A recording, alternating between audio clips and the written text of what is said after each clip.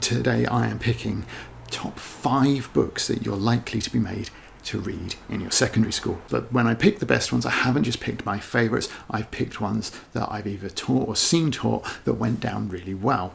And that means that I'm leaving out some of the books that I really like, such as The Christmas Carol, Lord of the Flies, and Of Mice and Men. Some of which are still being taught, but some of which, as the curriculum changes, do get left out. Anyway, number 5, I'm going with controversial choice straight away, Romeo and Juliet by William Shakespeare, no less. Now, this is a controversial choice because some groups really do have a problem getting into this book, and they'll take refuge in the fact that they can complain about Juliet's particularly young age and things like that, because basically it's hard. Shakespeare is hard. The language is difficult to read, but once you get into it and you start to be able to pick it apart yourselves, then you'll see just how rich the poetry is and how dense the language is. It'll probably be your the first time that you are taught something like dramatic irony or foreshadowing as well, so it's quite useful in an informative way. And of course, we know this story. This helps us access it even when it is difficult, and a little bit of teen angst probably will be quite relatable to most of the people reading it. Once it gets into all the death and violence, then it becomes a very different kettle of fish as well, much more accessible and enjoyable for young people. And failing all of that, we can fall back on the fact that there's so many film versions, and quite a lot of those are quite good and quite faithful, so you can show some of those in the class and just help your students along in that way. They'll tend to enjoy it a little bit more. Number 4 is Animal Farm. Now, for me, I think that when I've taught this, it's been to year 7, which I think is probably a little bit too young because some of the language is a little bit hard. But there are 2 levels to enjoy this book. There's the fact that it's just like a nice little fable, perhaps, about farmyard animals, but also obviously there's all the political side of it as well. And of course it's quite moving, the story of Boxer, and pretty much everybody remembers the 4 legs good, 2 legs better by the end of their schooling. So there's a lot to like, and I've actually seen this taught, not by myself obviously, as a pro-socialist text, which was quite interesting. But generally this does go down pretty well with the younger people, particularly if they're like a higher group in year 7 or year 8. So number 3, we're going with Private Peaceful. You might have this, you might have Warhorse instead. You might, if you're in some schools, even get both.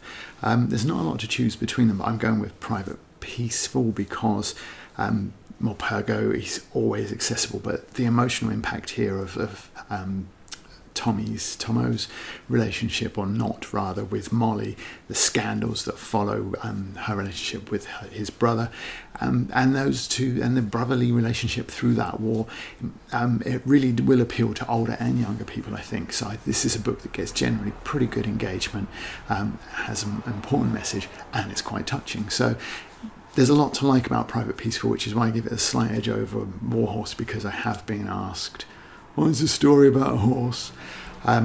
So that does happen from time to time, but it doesn't happen with Private Peaceful. So that one has a slight edge. So for my second choice, I've gone with Martin Pig, which is quite, again, it's got a really relatable first-person lead. He is a little bit whiny, perhaps, but generally people quite take to him quite well. There's a lot of threads, such as like Alex and Dean, and because of Martin's affection for Alex, she comes across as like a really likeable character. The scene where they hide the body and it has like that cartoonish threat of Auntie Jean, that usually goes down really well as well. People quite like that. And another thing that sort of boosts engagement with younger people is the opportunity to say to them, what do you think will happen next? And there's quite a lot of opportunities for that in this book. The twist at the end is perhaps a little oversold, because when I took this with year 8s, pretty much all of them predicted what would happen before it did. But perhaps groups that aren't quite so cynical won't have quite the success in predicting it as mine did. So my number 1 pick, and this is kind of mean because I looked at the AQA numbers and there's something like a 1% chance that your school will teach this text. So it's quite unlikely that you'll get it, but it is War of the Worlds. Now, this is Victorian text, late Victorian, and therefore it's very readable and accessible. Obviously, I have a sci-fi bias, so I really like this. But again, that known story like Romeo and Juliet, and the fact that there are maybe some films that you can get some clips of to support the lessons as well, that kind of makes it more engaging. And the fact that because you know this story, it's almost like the dramatic irony of the tension just builds and builds and builds as you're waiting for the alien attack, and the characters are like not doing it. Come on, it's like watching a horror movie. Come on, what are you doing? Move! You can't stay there. So it's quite good in that respect. And of course, the one thing that you can use it to springboard into is sort of a lot of what would you do in the apocalypse? Who would you look after? What would you need to survive? All that sort of discussion that young people tend to really like, even though this is taught right on the cusp.